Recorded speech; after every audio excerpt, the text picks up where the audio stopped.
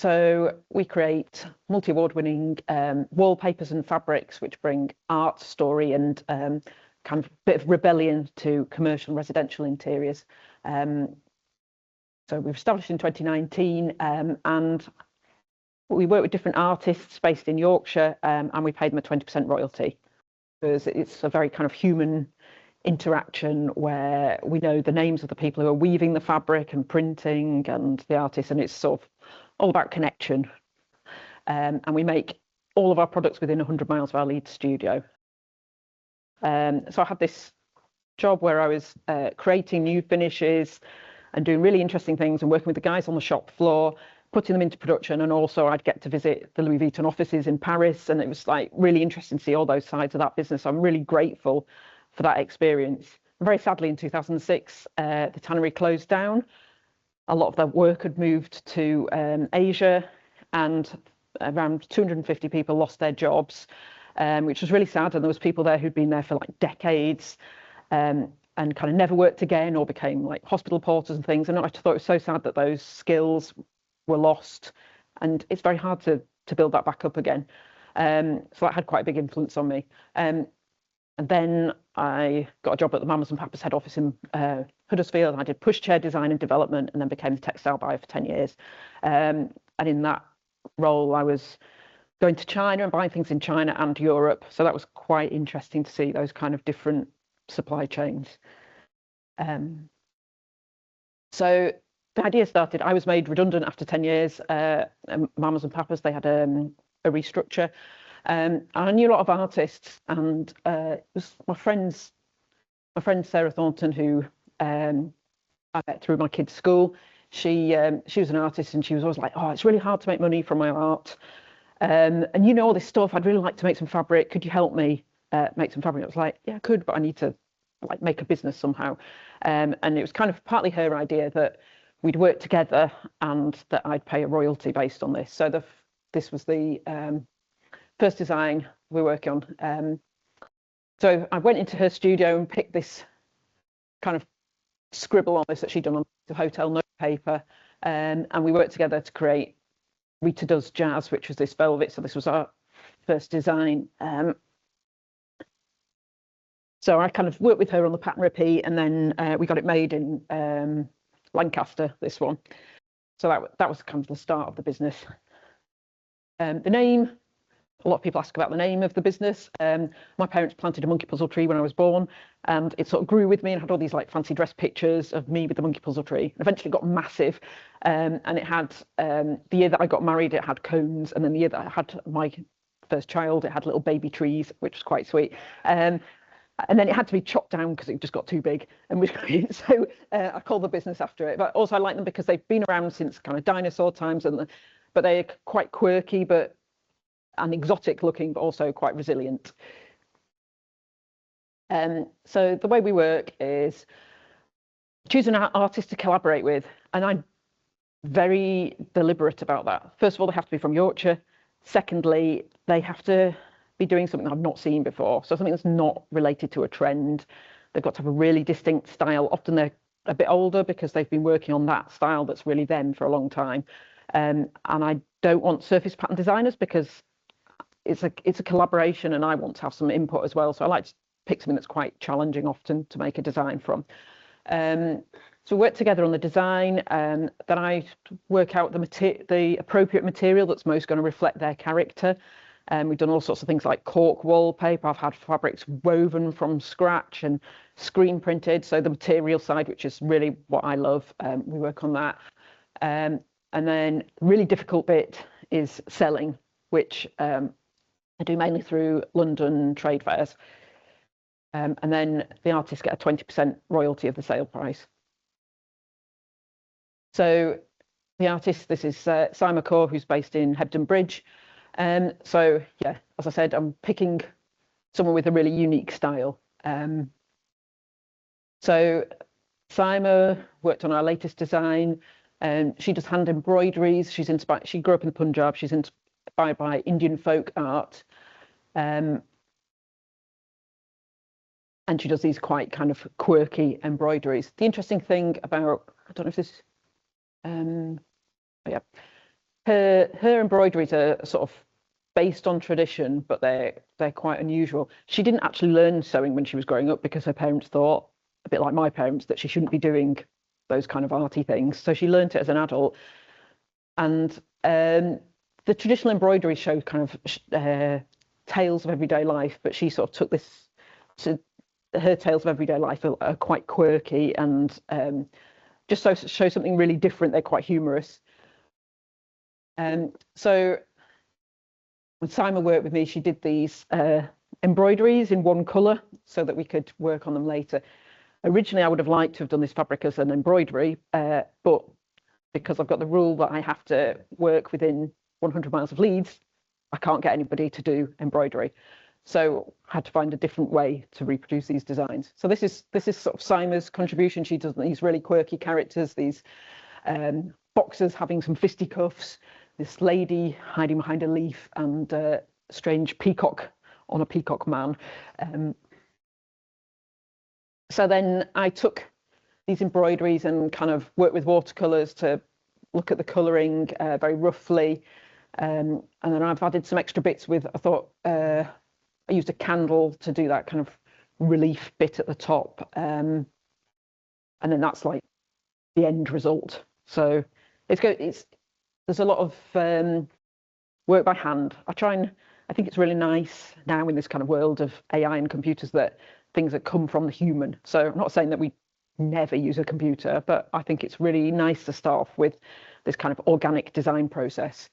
So this is looking at it's going to be a screen print. So this is looking at the colours. This nearly bankrupted me doing all these screens. It became, I have these ideas and then it kind of just gets a bit of out.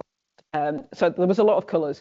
So this is how the artwork started. So I've like basically scanned in those embroideries, painted over them, kind of done this background with some sloppy watercolors, and then blue tacked the pieces to create this print.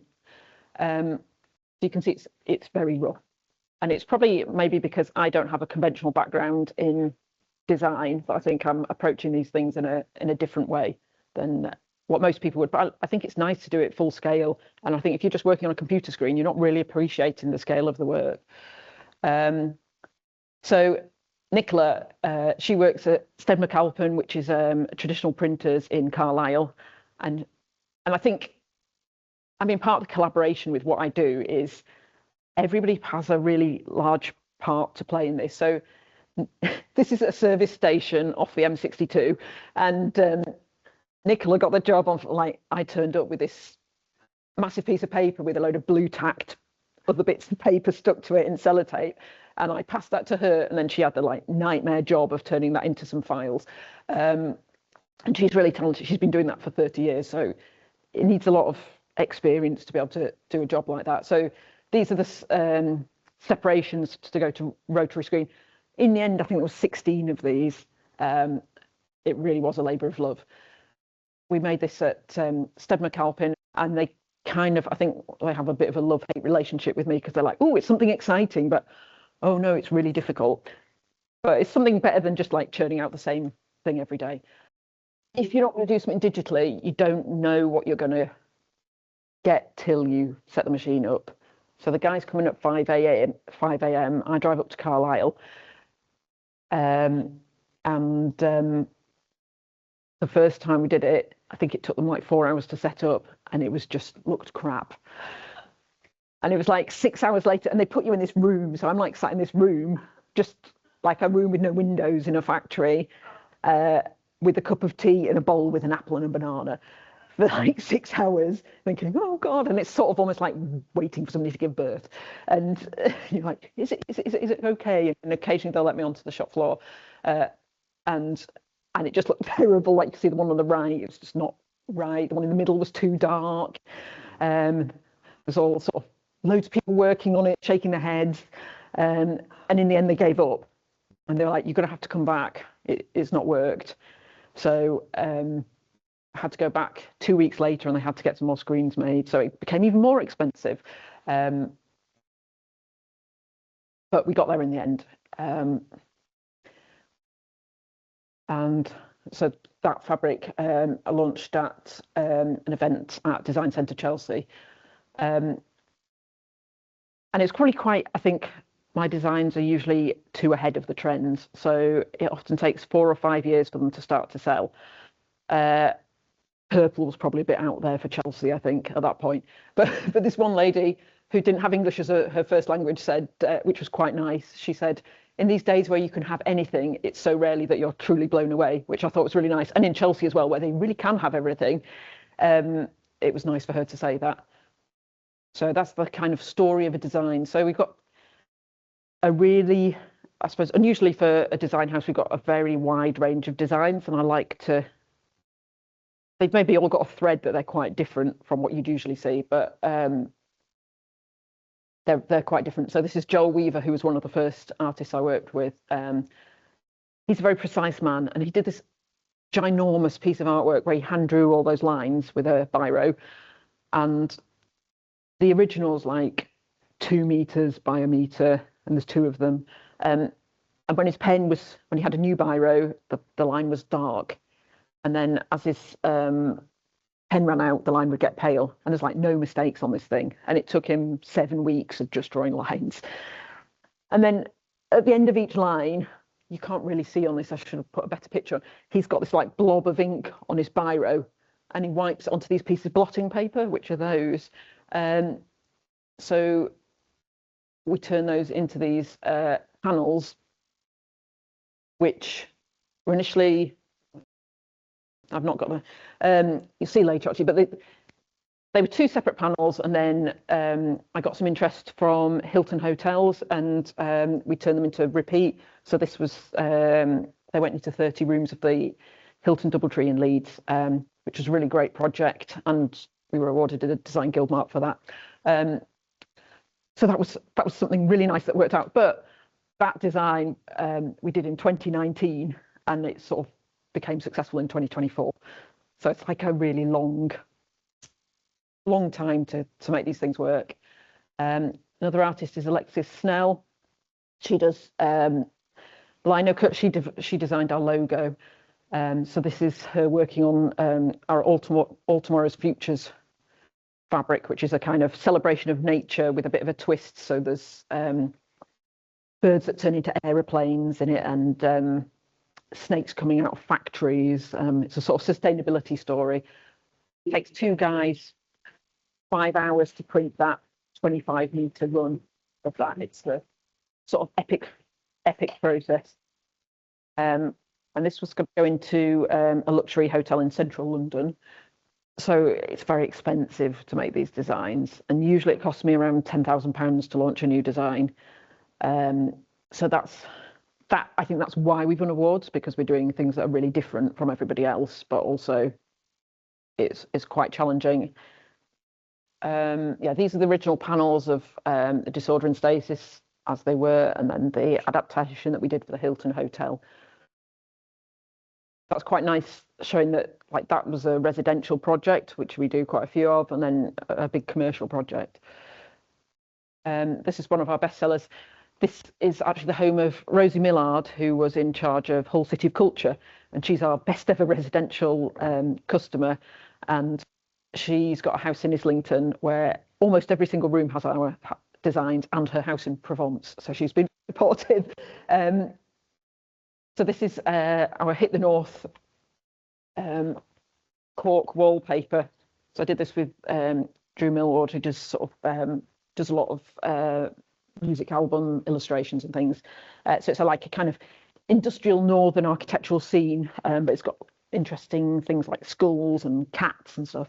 And also it's printed on cork. So this we did in 2019. It was one of the first prints on cork. That's been a really good seller for us. So our next project that we'll be launching at Clerkenwell Design Week is with Olivia Bow, and it's going to be a sister cork wallpaper to this one, but completely different. So it's going to be Yorkshire countryside, but it's got contour lines on it, and it's going to be a full colour print on cork, because that technology is now just become available. So I'm quite excited about that.